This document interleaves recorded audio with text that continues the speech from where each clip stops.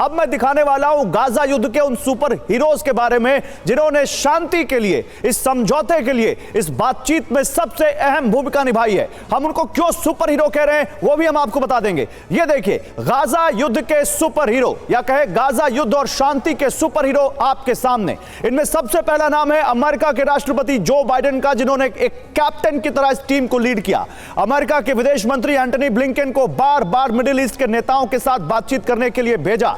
इस टीम के सबसे अहम सुपर हीरो की बात करें तो वो है कतर के अमीर शेख तमीम बिन हमद अल तहानी, जिनको आप यहां पर देख रहे हैं। इन्होंने हमास और इजराइल को आखिरकार मना लिया समझौते के लिए। और इजिप्ट के राष्ट्रपति अल सीसी की बात करें तो वो इस टीम के बहुत अहम किरदार हैं, जो पीछे आपको खड़े दिख रहे हैं। इन्होंने इस टीम को मजबूती दी, इजिप्ट की धरती मुहैया कराई, वहां से बंधकों के आने जाने के लिए अपना बॉर्डर खोला और पूरा उन्होंने अपनी जी जान लगा दी, और इसीलिए मिस्र के रास्ते बंधक छूटेंगे। तो ये हैं गाजा युद्ध के और शांति के वो सुपर हीरो, जिन तीनों ने मिलकर यहां पर इस पूरे युद्ध में 49वें दिन जाकर एक उम्मीद की अलख जगाई है। और इनके रोल पर भी बात होगी। लेकिन इजराइल के रक्षा मंत्री ने हमास को बड़ी चेतावनी दी है। मैं इसी की तो बात कर रहा था कि ये उम्मीद कितने दिन टिकेगी, ये ऑपरेशन हेवेंस डोर्स कितने दिन टिकेगा। देखिए, इजरायली रक्षा मंत्री योव गैलेंट ने युद्ध विराम को बेहद छोटा और अस्थायी बताया। इसके साथ ही उन्होंने कहा कि यह संक्षिप्त युद्ध विराम जैसे ही खत्म होगा वैसे ही सैन्य अभियान दोबारा शुरू हो जाएगा, ये वो कहते हुए। और कम से कम 60 दिन तक बहुत भयंकर युद्ध होगा। योव गैलेंट के मुताबिक आने वाले 4 दिन में बंधकों की रिहाई होगी और फिर 60 दिन तक भयंकर लड़ाई होगी, वो ये कह रहे हैं। यानी 4 दिन रिहाई और 60 दिन भीषण लड़ाई। 4 दिन के बाद इजराइल और भयंकर तरीके से गाजा पर हमले कर देगा।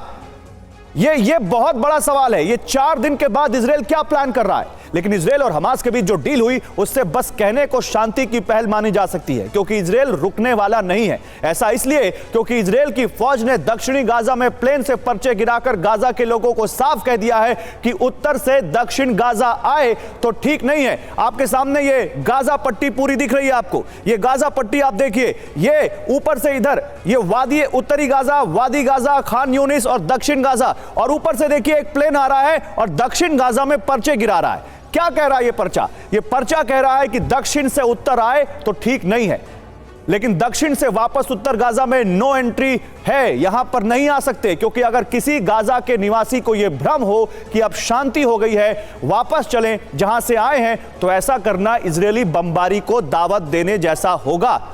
ये पर्चे इस तरह से गिराए गए हैं। हर्जील, पहले ये 60 दिन वाली थेरी, ये 60 दिन क्या हो सकता है? 4 दिन जब वो बंधक छोड़ रहे हैं तो फिर इजराइल के रक्षा मंत्री ये क्यों कह रहे हैं कि 60 दिन बाद भीषण लड़ाई होगी? अभी देखा गया न्यूज में तो यहाँ पे अभी सिविलियंस है वो धीरे धीरे हमास उन्हें वहां पे ले जा रहा है जहाँ उत्तरी गाजा में ले जा रहा है, जहाँ पे जो लड़ाई चालू है। तो उनके सिक्योरिटी के लिए ले जा रहा है कि हमास की सिक्योरिटी, उसको आदत ही है कि बाबा आदमी लोग के पीछे रह के वॉर करना, तो उसका कुछ इसमें प्लान रह सकता है। अगर ये अभी शांति जो चल रही है 4 दिन के लिए कुछ सीज फायर हुआ है, उसमें अगर इसकी गलती हो गई तो और बड़ा धमाका हो सकता है। तो शायद मुझे ऐसा चाहिए लगता है कि ऐसी गलती ना हो। अगर और शायद ये भी सुना है क्या हिजबुल्लाह भी सीज फायर करना चाह रहा है। हिजबुल्लाह भी सीज फायर करना चाह रहा है।